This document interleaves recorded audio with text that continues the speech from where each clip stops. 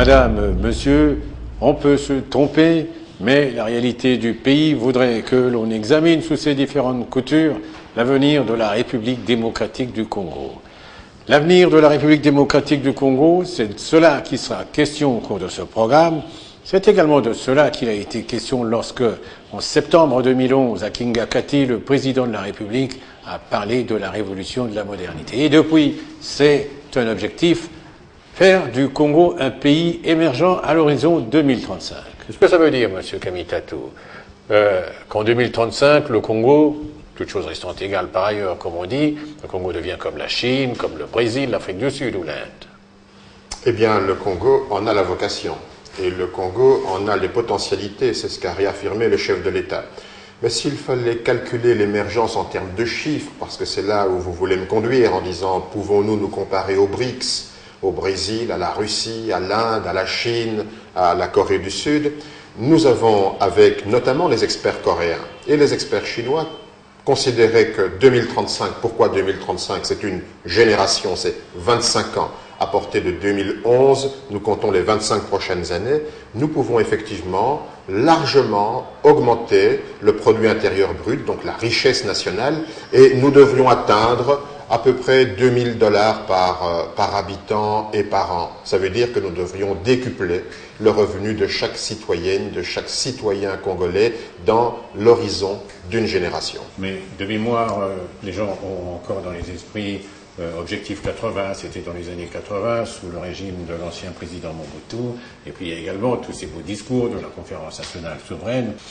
Est-ce que ça voudrait dire quelque part qu'on a tourné la page des 5 chantiers et qu'on est sur un autre axe? Non, absolument pas. Et d'ailleurs, le président de la République a bien évoqué le mot révolution.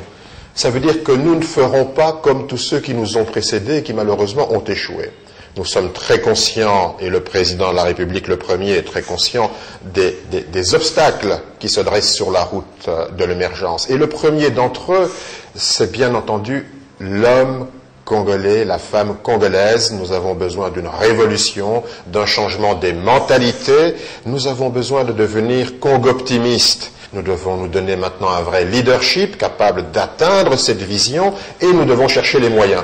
D'ailleurs, la société congolaise se transforme énormément et pour arriver à l'émergence, quand on parle de révolution, ça veut dire nous allons accélérer les réformes qui nous conduisent vers une croissance forte, une croissance robuste, une croissance inclusive, ça veut dire mieux partagée entre les 70 millions de Congolaises et de Congolais aujourd'hui. En 2050, nous serons 177 millions. Ça veut dire que nous connaissons exactement la nature des obstacles et nous avons besoin d'une révolution pour réussir. 5 chantiers, programme d'urgence. Révolution de la modernité, entendue pour un engagement en faveur de l'émergence.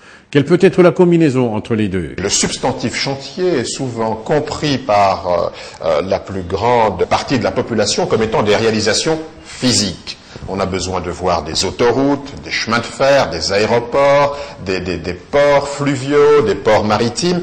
Bien entendu, les chantiers, ce sont des réalisations physiques, mais les chantiers, ce sont aussi tout ce qui a trait à la transformation de l'homme, à l'amélioration de la gouvernance, à la meilleure protection des citoyens, à la consolidation de la démocratie. Les chantiers doivent être compris dans un sens beaucoup plus large que simplement les chantiers physiques. Eh bien, les 5 chantiers vont continuer, mais je le dis, nous allons maintenant orienter certainement les choses pour améliorer la gouvernance, pour accélérer, bien entendu, la transformation de notre pays. Ok, très bien.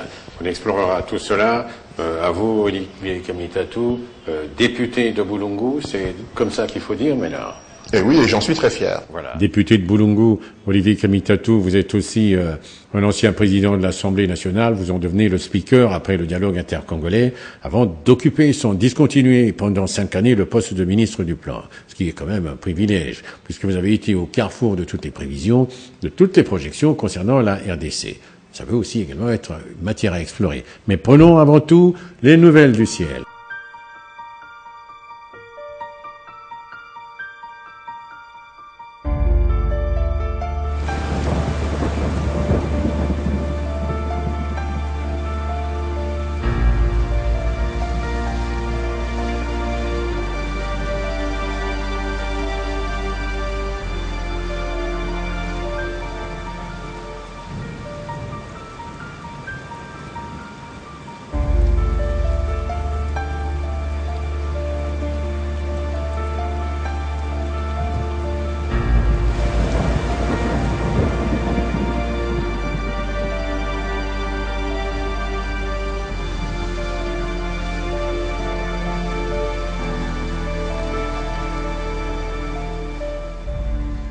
Nous sommes en 2030. Le Congo est un pays émergent.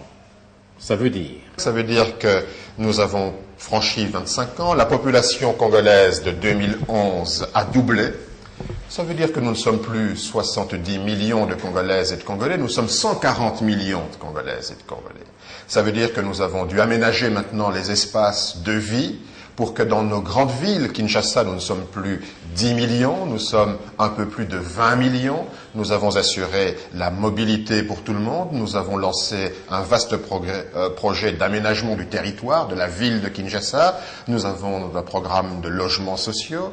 Nous avons pu effectivement relancer par des zones économiques de développement l'activité industrielle qui a végété très longtemps. Si vous voulez que nous fassions de la fiction, mais qui n'est pas du rêve, qui est simplement une projection sur des chiffres basés sur aujourd'hui, 2035, c'est un Congo d'abord qui est pacifié, qui est unifié.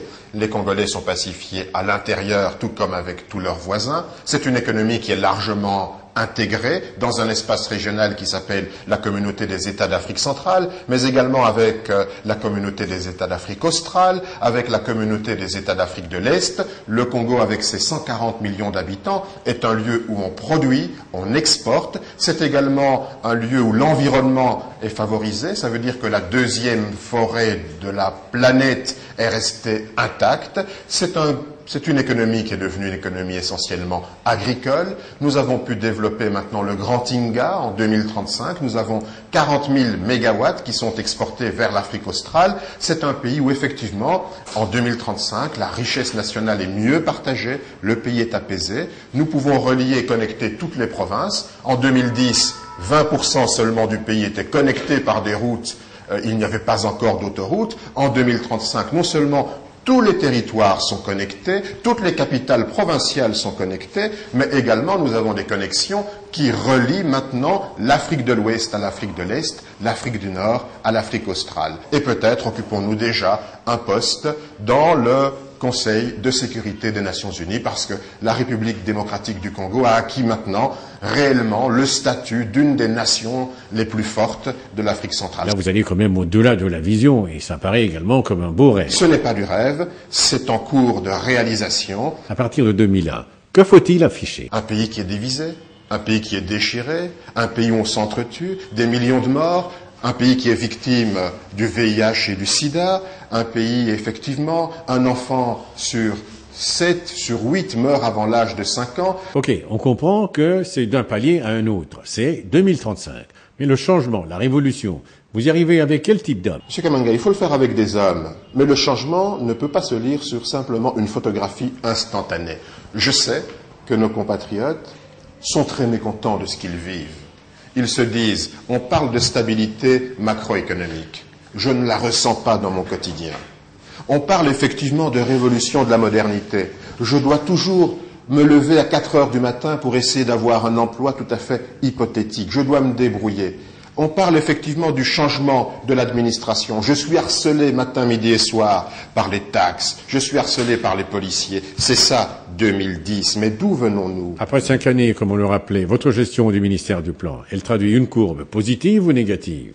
J'invite tous mes compatriotes à regarder d'où nous venons en 2001, où nous sommes arrivés en 2010, et si cette courbe est une courbe positive, si ensemble, avec le président de la République, nous pouvons accélérer certains paramètres, comment nous pouvons nous projeter en 2035 sans que cela ne soit un rêve? Le président Kabila prend quand même un deuxième engagement, c'est celui de faire de la RDC un vivier de la nouvelle société, comme il dit. Mais comment faire pour que ce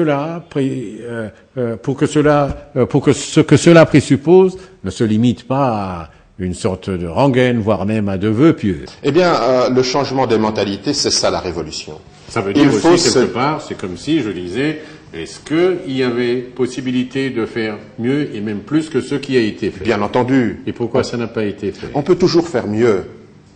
Et je vois qu'il y a même d'autres campagnes électorales en Europe où certains se targuent de ne pas avoir de bilan et de donner des promesses, et d'autres veulent échapper à leur bilan. En République démocratique du Congo, le président de la République et sa majorité, eh bien, ne se sont pas exonérés de leur bilan. Le bilan, alors, si vous voulez. Des choses ont été faites et bien faites, Des choses appellent certainement des rectificatifs pour aller plus vite, faire mieux, faire plus et surtout faire plus vite. Tels sont les trois fondamentaux de nos politiques publiques pour aujourd'hui et pour demain. Donc, quand on parle de révolution et de changement des mentalités, ça veut dire qu'il faut se départir du vieil homme.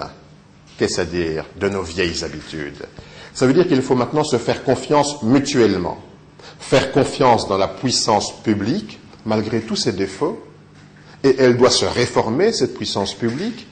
Le secteur de sécurité, l'armée, la police, la justice, des réformes doivent être engagées pour que les citoyennes et les citoyens aient confiance dans l'instrument de la puissance publique, mais il faut également que les citoyennes et les citoyens aient conscience que s'ils n'acquittent pas leurs impôts, que s'ils ne changent pas de mentalité, que s'ils restent toujours dans un système où chacun se prévaut d'une petite corruption larvée qui a gangréné toute la société, si on continue effectivement à ne pas faire confiance ni en l'État ni en ses responsables, nous n'arriverons à rien. Donc cette révolution, elle part de tous les ménages, elle part des jeunes gens jusqu'aux aînés, parce que nous devons effectivement transformer la société congolaise, et personne ne fera le bonheur du Congo en dehors des Congolais eux-mêmes. Cette prise de conscience, c'est ça une véritable révolution. Oui, mais changer de mentalité peut aussi partir de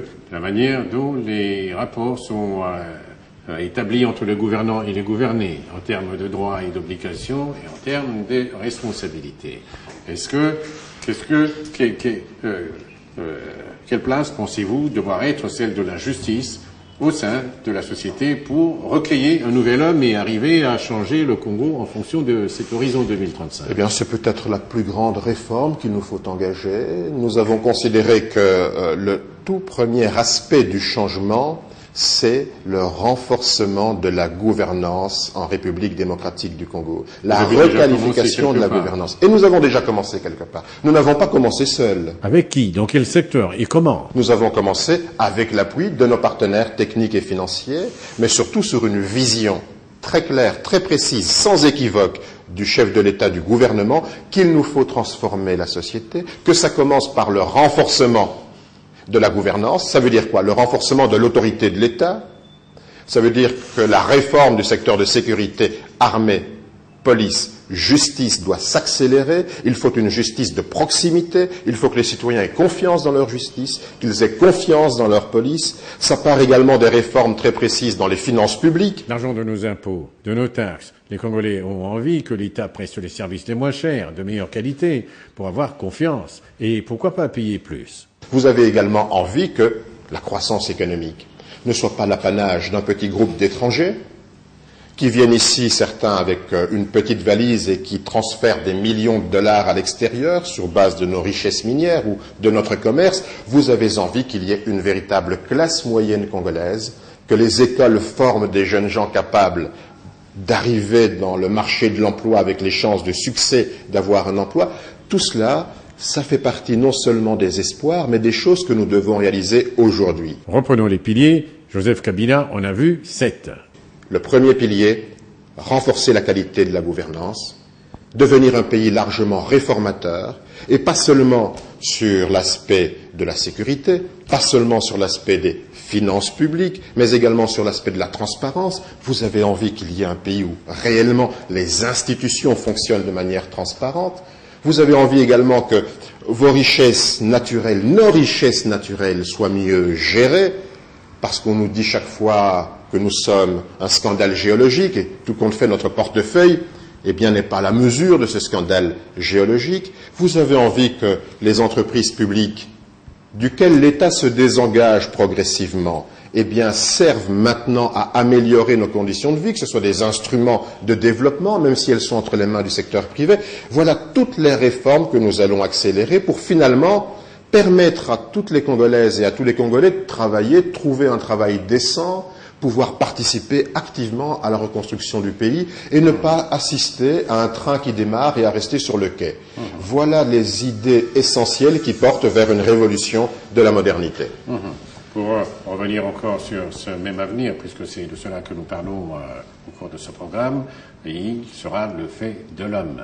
Mais l'homme, qu'est-ce que vous en faites? Comment le formez-vous quand, par exemple, vous savez que sur 100 enfants qui commencent l'école, il y en a très peu qui arrivent au bout du parcours? Là aussi, regardons la République démocratique du Congo dans une vision qui est dynamique. Où en sommes-nous aujourd'hui? Et peut-être la campagne électorale n'a-t-elle pas été assez fine en termes de communication pour dire voilà le chemin parcouru, voilà comment le président de la République, le chef de l'État, Joseph Kabila Kabange, voilà où il a trouvé la République démocratique du Congo en 2001, voilà où il l'a porté en 2003, voilà ce qu'il en a fait. Nous avons eu très peu de discours de cette nature. Si nous avions eu beaucoup plus d'informations, et je crois que nous en portons tous une part de responsabilité, je ne vais pas m'exonérer, si nous avions mieux indiqué à la population d'où nous venons, où nous sommes, où nous allons, je crois que nous aurions eu plus facile à communiquer. Alors je vous dis l'enfant congolais, l'homme congolais. Vous me dites l'homme congolais, l'enfant congolais. Quand il naît, en termes de chiffres, dans quelles conditions l'enfant congolais naît aujourd'hui par rapport à 2001? En 2001, moins de 50% des naissances se faisaient dans un milieu médicalisé. Aujourd'hui, 85% des mamans vont accoucher dans un lieu médicalisé. Ça veut dire un dispensaire rural, ça veut dire un hôpital. 85%, le chiffre est très important. On peut applaudir, mais le personnel médical n'est pas formé. Et là, nous avons un problème. Aujourd'hui, un enfant sur 5 meurt avant l'âge de 5 ans. C'est un drame. Et nous devons absolument, puisque nous sommes tous sur l'horizon des objectifs du millénaire pour le développement, réduire la pauvreté de 50%, réduire la mortalité maternelle, réduire la mortalité infanto-juvénile, nous devons faire beaucoup plus de progrès pour qu'il n'y ait plus ces décès des jeunes enfants, des enfants en bas âge. Très bien, il y a ceux qui décèdent, mais il y a aussi ceux qui vont à l'école. D'abord, je dirais ceux qui décèdent. Quelle est la principale cause de mortalité aujourd'hui? Un enfant sur 3 meurt à cause du paludisme. Et là, on peut lutter beaucoup plus efficacement. Ça fait partie des objectifs que nous voulons dresser. Ce n'était pas encore possible de le faire. Il fallait des ressources. D'où venons-nous? D'un pays en guerre. Nous avons fait une transition du conflit à un pays post-conflit. Maintenant, du post-conflit, nous arrivons à un pays qui se relève en relèvement précoce. Nous allons dans quelques années arriver à un pays à revenus intermédiaires et en 2035, nous deviendrons un pays émergent. Quand vous me parlez du jeune homme qui termine l'école aujourd'hui, je vous dirais qu'il y a 600 000 jeunes gens, 600 000 chaque année, qui se retrouvent sur le marché